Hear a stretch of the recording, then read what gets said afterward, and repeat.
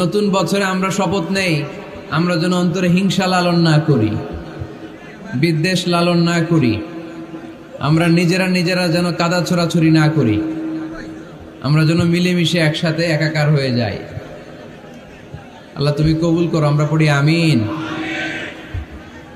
60টা জিনিস মানুষ মরে যাওয়ার পরে তার কবরে পৌঁছতে থাকে।